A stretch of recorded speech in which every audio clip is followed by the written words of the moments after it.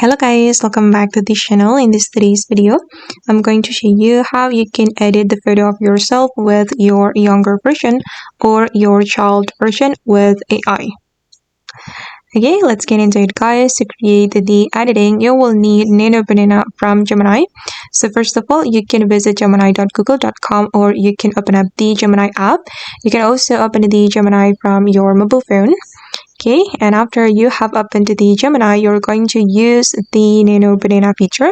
You can click on tools here and then you can choose create images. Okay, this is how Nano Banana icon looks like. And then you're going to upload the photo of yourself and also your childhood image. And I'm going to choose this one and also this one.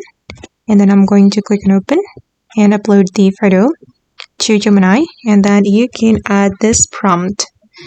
Okay, for the prompt, I'll put it on the description, and then you can click on submit, and let's see how it looks.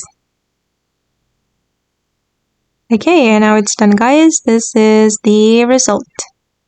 And if you want to download it, you can click on this download icon, and then the photo will be saved to your device, and it's free. Okay, and that's all the tutorial for today. I hope this video will be useful for you. Thank you so much for watching, and bye!